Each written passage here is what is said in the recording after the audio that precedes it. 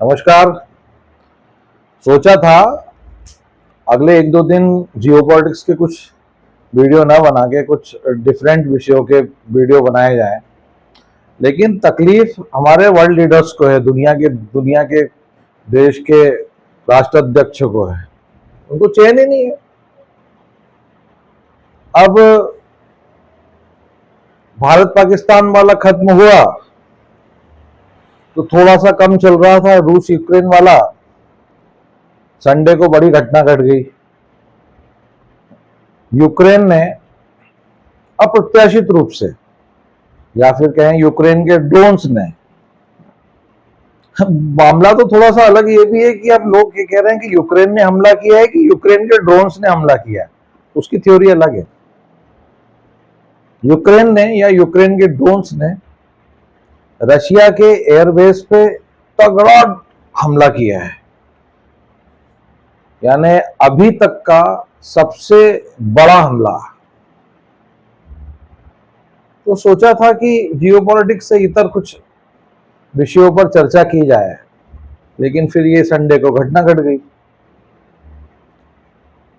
अब विश्व शांत तो रहने वाला नहीं है, ऐसा लग रहा है। कहीं कुछ घटेगा फिर थमेगा, फिर दूसरी जगह कुछ घटेगा फिर थमेगा, ऐसा चक्र चलता रहेगा। अब जब दुनिया के दूसरे कोने में या दूसरे देशों में कुछ घटता है तो भाई साहब सबसे ज्यादा प्रसन्न रहता है पाकिस्तान। पूछिए कैसे? तो पाकिस्तान का जो आर्मी चीफ है आसिफ मुनीर और वो मामू प्राइम मिनिस्टर शहबाज शरीफ रोज सुबह उठते हैं, सबसे पहले फ्रेश होने के पहले एक दूसरे को फोन लगाते हैं कि भैया कुछ हुआ तो नहीं। फिर आसिफ मुनीर बोलता है यार नहीं हुआ कुछ, तो खुश, चलो आज मुक्त हुआ। और वो एक जो है वो पाकिस्तान का DGISPR जो है वो माइक को मुंह में लेके घूमता रहता है।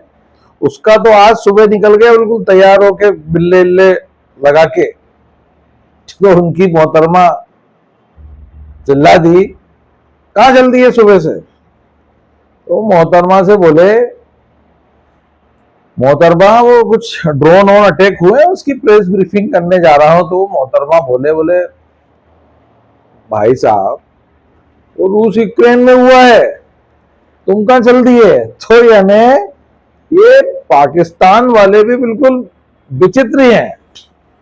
तो बड़ा खुश रहते हैं कि दुनिया के किसी कोने में कुछ हो जाए तो हमारा टेंशन फ्री रहे। अब अपन आते हैं मुद्दे पे कि आखिर घटा क्या।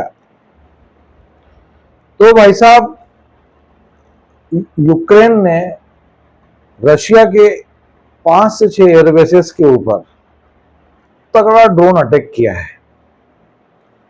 अब पूरी दुनिया में एक जो थोड़ा बहुत कम जानते हैं इन विषयों पे, उनका एक ही चीज की यार, भारत में तो S-400 जो रशियन एयर डिफेंस सिस्टम था जिसको हमने सुदर्शन चक्र कहा है, वो तो इतना कारगर हुआ, तो रशिया का खुद का डिफेंस सिस्टम रशिया में क्यों कारगर नहीं हुआ? तो इसकी थ्योरी अलग है। वास्तव में यूक्रेन ने जो अपने ड्रोन से वो 2 देशों की बॉर्डर या यूक्रेन में रहकर नहीं छोड़े हैं, बल्कि रशिया की धरती पर यूक्रेन के ड्रोन थे और रशिया की धरती से ही यूक्रेन ने रशिया के एयरबेसेस पे तगड़ा हमला किया है। कैसे हो गया? तो यूक्रेन के मिलिट्री के ऑफिसर्स का जो स्टेटमेंट आ रहा है, उन्होंने बताया है कि हमने पिछले 18 महीनों से इस पूरे घटनाक्रम की तैयारी कर रखी थी और 18 महीनों में उन्होंने कई माध्यमों से इन ड्रोन्स को, कई रास्तों से, कई चैनल्स से ये ड्रोन्स को रशिया में पहुंचाया, उनके एयरबेस के पास पहुंचाया। जिसने ये वीडियो बनाए वो वायरल हुए, आप रोंगटे खड़े कर देने वाले। यानी जो डिफेंस एक्सपर्ट है उनके लिए एक नई केस स्टडी कि आखिर कैसे पॉसिबल हुआ। आप इजराइल की थ्योरियां देखते रहते हो, आप इजराइल को एक अलग देश के रूप में रखते हो कि यार ये कुछ भी नया हमेशा करता है, लेकिन यूक्रेन जैसे देश ने, जो आज की तारीख में रशिया से इतना पिट चुका है, उसने इतना बड़ा घटनाक्रम कैसे कर दिया? तो 18 महीनों से यूक्रेन अलग अलग माध्यमों से, अलग अलग चैनलों से ये ड्रोन्स को रशिया के एयरबेसेस के पास जमा करता रहा, और चुना कल का दिन, और एक साथ रशिया के 5-6 एयरबेसेस पे हमला कर दिया।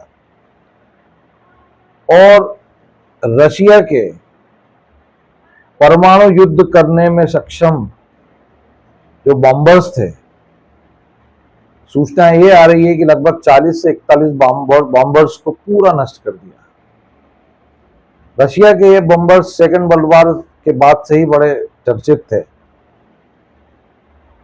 जो थे TU-95, TU-25 और TU-95, TU-25 और A-50 बॉम्बर्स। इन 41 बॉम्बर्स को समूल नष्ट कर दिया यूक्रेन के ड्रोन्स ने। सूचनाएं तो ऐसी आ रही है कि 2 से लगभग 10 बिलियन अमेरिकी डॉलर्स का रशिया को तात्कालिक नुकसान हुआ है, और आकलन बाद में किया जाएगा। तो ये अपने आप में एक यूक्रेन के द्वारा रशिया पे किया गया बहुत बड़ा हमला है, बहुत तगड़ा हमला है। और रशिया कहीं ना कहीं एक क्षण तो सकते में है। हालांकि रशिया अटैक करेगा, काउंटर अटैक करेगा, तगड़ा अटैक करेगा, लेकिन रशिया की छवि और यूक्रेन की छवि में जमीन आसमान का अंतर है। अब आप क्या सोचते हैं कि रशिया पर ये जो हमला हुआ है तो यूक्रेन ने अपने अकेले सामर्थ्य से किया है? आप सोचते क्या है? नहीं, निश्चित तौर पे उसे बड़े देशों ने सैटेलाइट इमेजेस दिए। इतना सटीक हमला बिना satellite, pin point satellite image के बिना संभव ही नहीं है। तो क्या इसके पीछे अमेरिका है? हम नहीं कह सकते, सिर्फ आकलन कर सकते हैं। आखिर सबसे बड़ा मुद्दा यह है, लोग आपस में चर्चाएं करते हैं कि यार रूस यूक्रेन के बीच पिछले 3 साल से युद्ध चल रहा है, लेकिन वास्तविक पृष्ठभूमि कहीं पहले है। वास्तविक पृष्ठभूमि की शुरुआत सन 2014 से मानी जाती है, जब सादी वर्दी में सशस्त्र बलों ने, जिसको बैक से रशियन आर्मी का सपोर्ट था, रशिया की सरकार का सपोर्ट था, उन्होंने क्रीमिया पे हमला किया। और यूक्रेन जो है वो क्रीमिया को अपना क्षेत्र मानता था, और इन सादी वर्दीधारी सशस्त्र बलों ने क्रीमिया पर हमला कर लिया और कब्जा कर लिया, और रशिया ने क्रीमिया को अपने पे बिला लिया। तो वास्तविक युद्ध की शुरुआत जो मानी जाती है वो 2014 से मानी जाती है। इसके बाद यूक्रेन में बड़े पैमाने पर प्रदर्शन हुए, और वहां का जो उस समय का जो राष्ट्रपति था, जो रशिया समर्थक कहलाता था, विक्टर यानुकोविच, उसे अपदस्थ किया गया, और उसकी जगह पे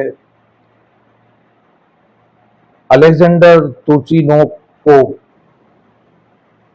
जो थे उनको बिठाया गया। एक तरीके से रशिया के ऊपर यह अघोषित हमले के समान था, क्योंकि माना जाए तो रशिया के ही पार्ट हैं। जब 1991 में यूएसआर का 15 भागों में विघटन हुआ, ये सब उसी के भाग है। एक थ्योरी ये भी कहती है, जो आज का रशिया यूक्रेन युद्ध है, कि कहीं ना कहीं आज के रूस को उस यूएसएसआर के विघटन की टीस है। सत्य है, जब किसी एक परिवार का विघटन होता है तो घर के बड़े, खासकर घर के माता पिता को ना भूलने वाली एक चोट पहुंचती है।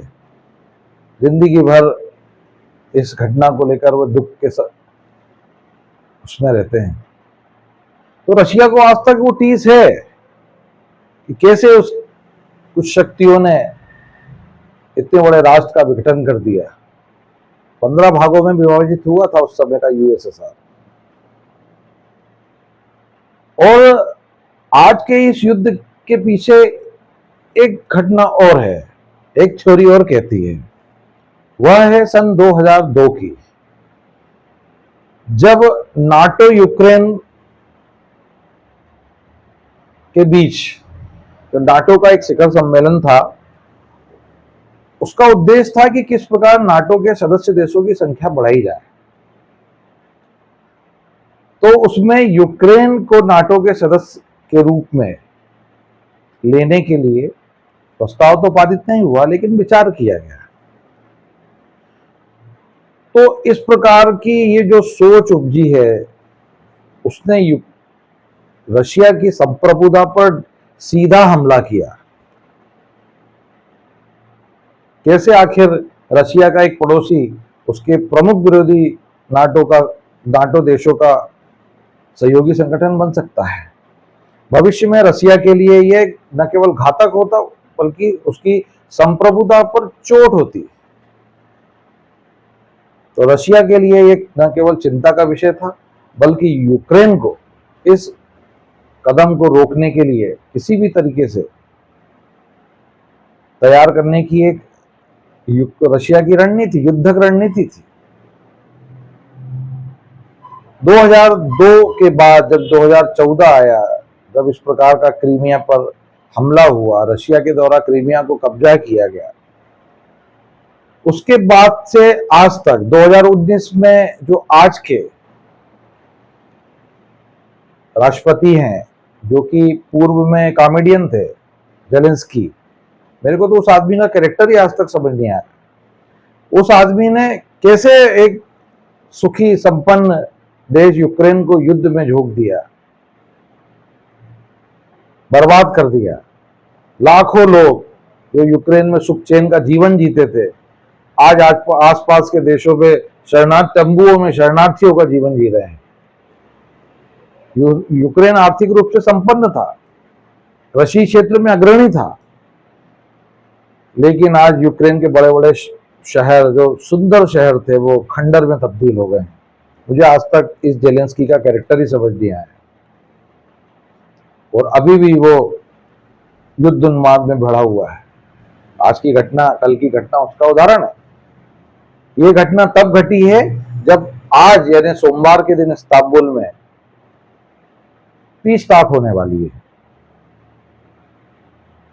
सेकेंड राउंड में। पिछली बार कोई निर्णय नहीं निकला था, पीस टॉक होने वाली थी। उसके एक दिन पहले यूक्रेन ने इतना बड़ा धमाका कर दिया। इसके पीछे एक थ्योरी और है, जो सिर्फ जियोपॉलिटिक्स के थोड़े जानकार जो अध्ययन करते हैं, कि अमेरिका की एक रक्षात्मक डॉक्ट्रिन है, छुपी हुई डॉक्ट्रिन, जिसका मैं विस्तृत वीडियो बनाऊंगा। वो डॉक्ट्रिन कहती है कि अमेरिका के घोषित 2 प्रकार के दुश्मन हैं। पहले फेस में रखा है रशिया को और चाइना को,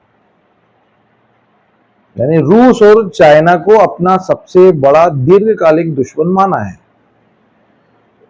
और दूसरा कोरिया, उत्तर कोरिया, ईरान और अन्य जो चरमपंथी संगठन है, जैसे ISIS आदि।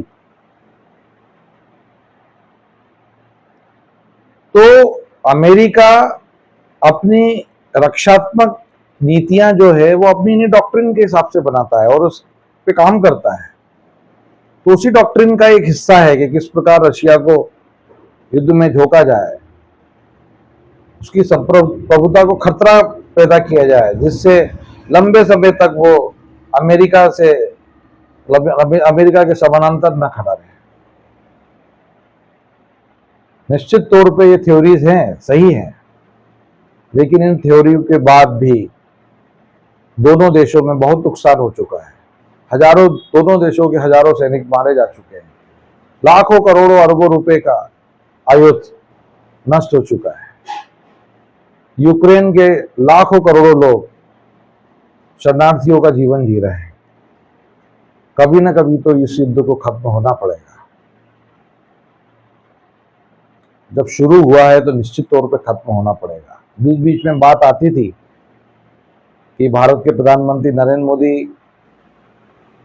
निश्चित तौर पे इस युद्ध को खत्म करने के लिए इनिशिएटिव ले सकते हैं, मध्यस्थता की भूमिका निभा सकते हैं।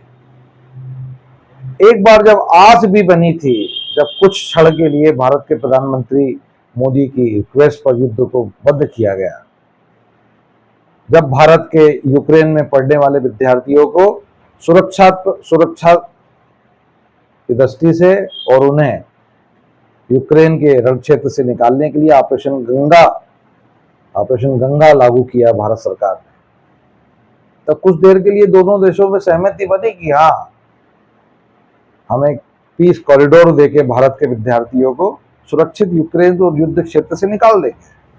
तब पूरी दुनिया को एक आस लगी कि कहीं ना कहीं मोदी की बात सुन सकते हैं। लेकिन युद्ध उस रूप में आ गया है, और खासकर कल की घटना से, कि अब निश्चित तौर पर रशिया तगड़ा वार करेगा। लेकिन हमारी उम्मीद है कि युद्ध खत्म हो, क्योंकि निश्चित तौर पर युद्ध में आम जनता पिसती है, खत्म होती है, उनके जीवन की बनाई हुई पूंजी नष्ट होती है। युद्ध कहीं भी हो, आम आदमी टूटता है, बिखरता है। निश्चित तौर पे युद्ध को खत्म करवाने के लिए जो दुर्जन भरी कूटनीतियां कई बड़े देश खराब मानसिकता लेके दूसरे देशों को खत्म करने, नष्ट करने के प्रयास पे लगे रहते हैं, उनसे इतर कोई तो एक पीस का मसीहा आए और इस युद्ध को खत्म करवाए। धन्यवाद।